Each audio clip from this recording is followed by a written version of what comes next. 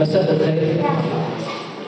لست أدري أن أقول أنني سعيد أن أقرأ كلماتي أم أني حزين، ولكن فعلا كلنا يسبقنا هذا الحزن على هذه القتلة التي نراها كل يوم: الأطفال، الشيوخ، النساء.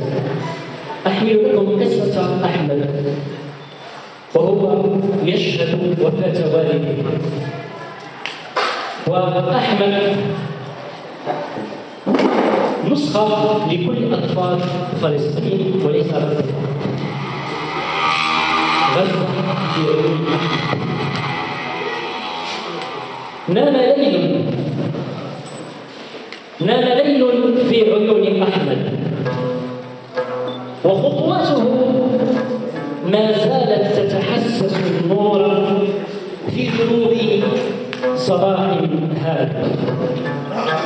في ليلة غاشمة انقطعت الكهرباء، خلت ضوء الشموع، انهزمت كل الأصوات إلا دوي الانفجارات. كان هناك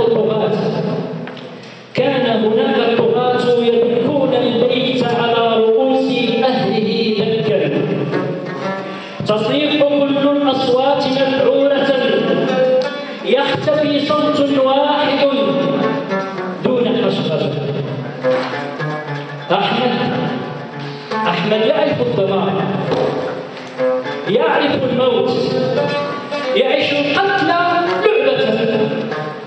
كالغميضاء والنط على الحبل، كما يلعب أطفال العالم بدنياتهم الإلكترونية. لكن لعبة الموت الليلة في غزة واقعة ليست لعبة.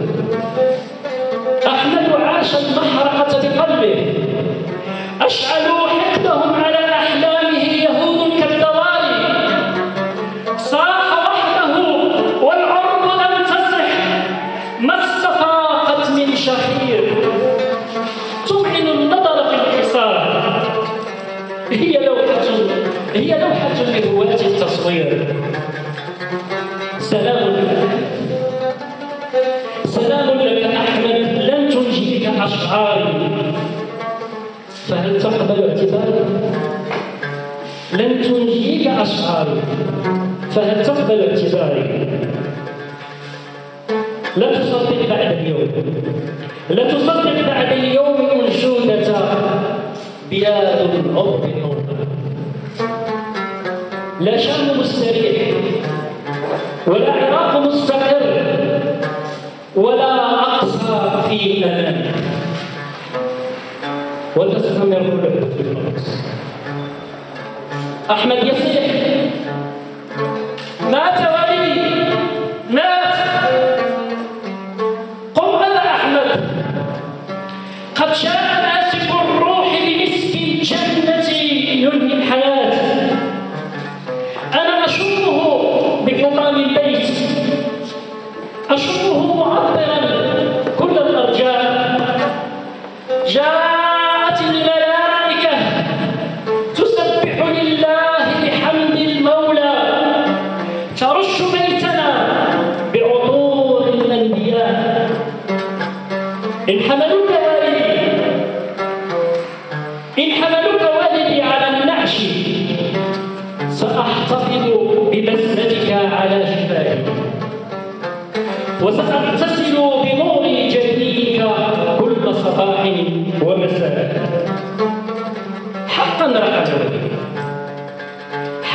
رحل والدي، ولكن غزة لن ترحل.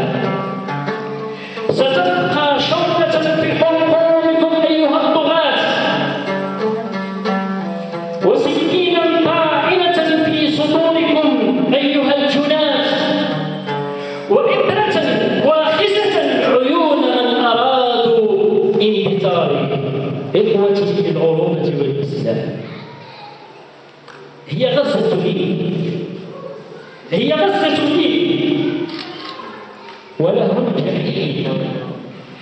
هي غزة لن تقهر، سأبقيها في أبقيها في دمي.